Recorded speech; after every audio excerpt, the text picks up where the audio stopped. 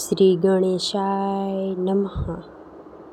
મિત્રો, આપ જોઈ રહ્યા છો યુટ્યુબ આપણી ચેનલ સ્વમાન કા માર્ગમાં આપ સૌનું સ્વાગત છે. મિત્રો, આજે આ વિડીયોમાં આપણે સાંભળવાના છીએ ભાદરવા માસના શુક્લ પક્ષની એકાદશી. પવિત્રની એકાદશી ક્યારે છે, તેનું શુભ મુહૂર્ત ક્યારે છે, પારણ ક્યારે કરવાનું છે અને આ એકાદશીનું શું કરવું, શું ન કરવું, પૂજન વિધિ કેવી રીતે કરવી અને આ એકાદશીનું મહાત્મ્ય શું છે તે પણ જાણીશું. જો આપને આ વિડીયો પસંદ આવે તો લાઈક કરજો, શેર કરજો. આપ આ ચેનલ પર પહેલી વખત જોઈ રહ્યા છો તો સબસ્ક્રાઈબ કરી લેજો, જેથી આવનારા વિડીયોની માહિતી આપ સુધી તુરંત પહોંચી શકે. ધન્યવાદ. મંગલ ભગવાન વિષ્ણુ મંગલ ગરુડધ્વજ મંગલમ પુંડરીકશન મંગલય ધનોહરી. બોલો મંગલ મૂર્તિ ભગવાન શ્રી લક્ષ્મીપતિ નારાયણની જય. મિત્રો, હિન્દુ શાસ્ત્રમાં એકાદશીનું ઘણું મહાત્મ્ય છે. એમાંય ખાસ કરીને આ ભાદરવા માસની શુક્લ પક્ષની એકાદશી પવિત્રની એકાદશી કહેવાય છે અને જલઝીણી અગિયારસ, જલઝીણી એકાદશી પણ કહેવાય છે. ચાતુર્માસ દરમિયાન આવતી આ એકાદશીમાં ભગવાન નારાયણને જે શેષશૈયા ઉપર બિરાજમાન થઈને યોગ નિદ્રામાં પોઢેલા છે તે પડખું ફરે છે આ એકાદશીના દિવસે. એટલા માટે આ એકાદશીને પવિત્રની એકાદશી કહેવાય છે. જે અને એકાદશીનું એક નામ જલઝીણી એકાદશી પણ કહેવાય છે. જલ અર્થાત જળ, ઝૂલતી આર્થ હિંચકવું અર્થાત હિંચકવું, ઝૂલણી અર્થાત હિંચકવું, ડોલતું. એટલા માટે એવું કહેવાય છે કે અત્યારે પ્રભુ જળમાં વિહાર કરે છે. ભગવાન શ્રી કૃષ્ણ ગોપીઓ સાથે, રાધાની સાથે જલ વિહાર એટલે કે નૌકામાં બેસીને યમુનાજીમાં જલ વિહાર કરેલો હતો. અને આ વૈષ્ણવ મંદિરમાં ભગવાન શ્રી કૃષ્ણને, ભગવાન નારાયણને જલ વિહાર કરવામાં આવે છે નૌકામાં બેસાડીને. એટલા માટે આ એકાદશીને જલઝૂલણી એકાદશી પણ કહેવાય છે. સૌ પ્રથમ આપણે જાણી લઈએ કે એકાદશીનું મુહૂર્ત શું છે. આપણા હિન્દુ પંચાંગ અનુસાર પવિત્રની એકાદશી તિથિ પ્રારંભ થાય છે તારીખ 3 સપ્ટેમ્બર 2025 લગભગ વહેલી સવારે 4:53 જે આ તિથિ પૂર્ણ થાય છે 4 સપ્ટેમ્બર 2025 વહેલી સવારે લગભગ 4:30 કલાકે ડાન્સ કલાક પછી વાગ્યાની આસપાસ 4:30 વાગ્યાની આસપાસ આપ જો એકાદશીનું ઉદયા તિથિ અનુસાર જ વ્રત કરાય છે. એટલા માટે તારીખ 3 સપ્ટેમ્બર 2025ના દિવસે સમાપ્ત એકાદશી કહેવાય છે.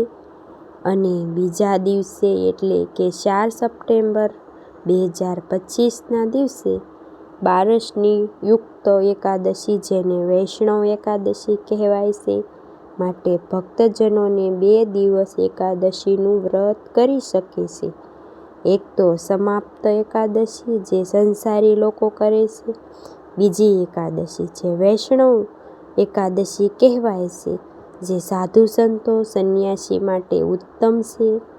આમ 2 દિવસ આ એકાદશીનું વ્રત રાખશે.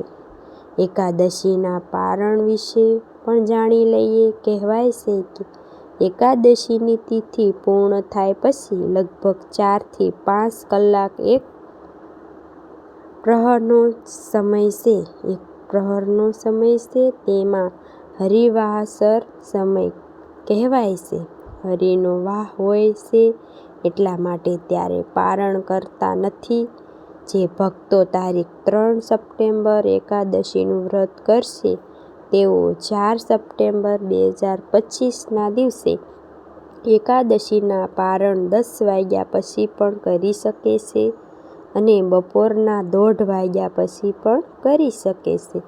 અને ભક્તો 4 સપ્ટેમ્બર 2025ના દિવસે એકાદશીનું વ્રત રાખ્યું છે તેઓ વહેલી સવારે સૂર્યોદય તિથિ પ્રમાણે એકાદશીનું પારણ કરી શકે છે. તારીખ 5 સપ્ટેમ્બર 2025ના દિવસે આ પરિવર્તિની એકાદશીના દિવસે ભગવાન નારાયણના વામન સ્વરૂપ પૂજા થાય છે.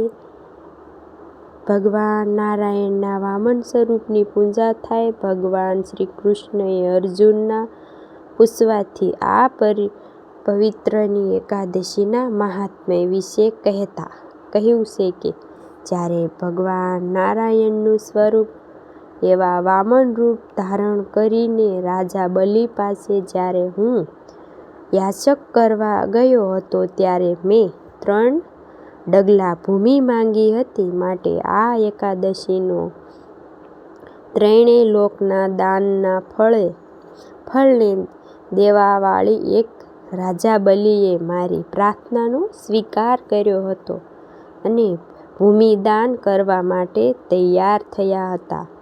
દાનમાં સંકલ્પ કરતી વખતે મેં વિરાટ રૂપ ધારણ કર્યું. ભગવાન શ્રી કૃષ્ણએ અર્જુનને કહે છે કે પહેલા પગલાં મેં પૃથ્વી, બીજા પગલામાં સ્વર્ગલોક અને બ્રહ્મલોક અને જ્યારે ત્રીજો પગ ક્યાં મૂકું એમ પૂછવાથી રાજા બલિને મને કહ્યું હતું કે હે નાથ, ત્રીજો પગ આપ મારા મસ્તક ઉપર મૂકી દો. રાજા બલિના વચનબદ્ધ થતી પ્રસન્ન થઈને મેં એટલે એક ભગવાન વામનને પાતાલ લોકના સ્વામી રાજા બલિને બનાવ્યા હતા. રાજા બલિના કહેવાથી સદૈવ ભગવાન વામન તેમની સાથે જ રહે છે. ભગવાન શ્રી કૃષ્ણ અર્જુનને કહે છે કે હે પાર્થ, પરિવર્તની એકાદશીના દિવસે મારું એક વામન સ્વરૂપ છે તે રાજા બલિ પાસે રહે છે અને બીજું સ્વરૂપ શિરશિંગારમાં શેષનાગ ઉપર શયન કરે છે. શેષનાગ ઉપર શયન કરે છે અને શેષ શૈયા ઉપર બિરાજમાન ભગવાન વિષ્ણુ પડખું ફેરવે છે. ભગવાન વિષ્ણુ પડખું ફેરવે છે એટલા માટે આ એકાદશીનું ઘણું મહાત્મ્ય છે. આ એકાદશીના દિવસે કહેવાય છે કે ભગવાન શ્રી કૃષ્ણનું પ્રથમ વખત સ્નાન થયું હતું, નામકરણ પણ થયું હતું અને ભગવાન શ્રી કૃષ્ણના વસ્ત્ર યશોદા માતાએ ધોયા હતા. આ એકાદશીને ડોલ અગિયારસણ પણ કહેવાય છે. આપણા દેશમાં અમુક શ્રેયોમાં વૈષ્ણવો આ ડોલ અગિયારસનો ઉત્સવ મનાવે છે. ભગવાન વિષ્ણુને કે ભગવાન શ્રી કૃષ્ણની પ્રતિમાને ડોલતીમાં લઈને જલાશયમાં સ્નાન કરાવવા જાય છે અને એમ પણ કહેવાય છે કે યશોદા માતાએ આજે ભગવાન શ્રી કૃષ્ણને પારણે ઝુલાવ્યા હતા અને એમ પણ કહેવાય છે કે ગોપીઓ સાથે ભગવાન શ્રી કૃષ્ણને વનમાં ઝૂલા ઝૂલતા હતા. માટે આ એકાદશીને ડોલ અગિયારસ પણ કહેવાય છે. ઝૂલા ઝૂલાવવામાં આવ્યા હતા. ભગવાનને આજે પણ વૈષ્ણવ મંદિરમાં ભગવાનને ઝૂલે ઝૂલાવવામાં આવે છે અને આ એકાદશીને વામન એકાદશી પણ કહેવાય છે. ભગવાન શ્રી કૃષ્ણના વામન અવતારને આજે કથા સંભળાય છે કે ભગવાન શ્રી વામન દેવનો જન્મ દિવસ પણ મનાવાય છે અને એવું પણ કહેવાય છે કે જે ભગવાન શ્રી કૃષ્ણ વામન બલિરાજા પાસે 3 પગ ભૂમિ માંગી હતી અને 3 લોકનું શાસન પોતે જપ્ત કર્યું હતું. હવે આપણે જાણી લઈએ કે પરિવર્તની એકાદશીનું પૂજન વિધિ વિશે. આ પરિવર્તની એકાદશીના જે ભક્તોને વ્રત રાખવા માંગે છે તેઓ એકાદશીનું દિવસે સવારે વહેલા ઉઠીને સ્નાન પરવારી શુદ્ધ વસ્ત્ર ધારણ કરે, ભગવાન શ્રી કૃષ્ણ કે ભગવાન શ્રી નારાયણનું ધ્યાન કરે અને આપણા ઘરના મંદિરની સાફ સફાઈ કરી ત્યારબાદ ત્યાં બિરાજિત પ્રભુની મૂર્તિ ફોટાનું પૂજન વિશેષ કરાય છે. ભગવાન શ્રી કૃષ્ણ કે ભગવાન શ્રી નારાયણના મંત્ર જાપ કરતા પ્રભુનું પૂજન થાય છે. મૂર્તિ હોય તો પંચામૃતથી સ્નાન, શુદ્ધ જળ અથવા ગંગાજળની સ્નાન કરાવાય છે. શુદ્ધ વસ્ત્ર પરિધાન કરાવાય છે. શૃંગાર આદિ ભગવાનને સજાવાય છે. ત્યારબાદ ભગવાન શ્રી કૃષ્ણ કે ભગવાન શ્રી નારાયણને ધૂપ, દીપ, નિવેદ, પુષ્પ, ફલ, ફલાદિ, તુલસી દલ અને માખણ મિશ્રીના ભોગ દ્વારા પૂજન થાય છે. ભગવાન શ્રી નારાયણને પ્રિય એવી એકાદશીના દિવસે વ્રતનો સંકલ્પ પણ સવારથી જ લેવાયો હોય છે. વ્રત 3 પ્રકારે થાય છે. એક તો નિરાહાર, જેમાં જળ પણ લેવાતું નથી. બીજું છે કે ઉપવાસ, જેમાં દૂધ, કોફી, ફલ, ફલાદિ અને જે ફરાળની સામગ્રી હોય છે તે લઈ શકાય છે. અને ત્રીજું કે અત્યારના સમય પ્રમાણે એક ટાઈમનું ભોજન લેવું, જે સાંજના સમયે લઈ શકાય છે. એટલે એક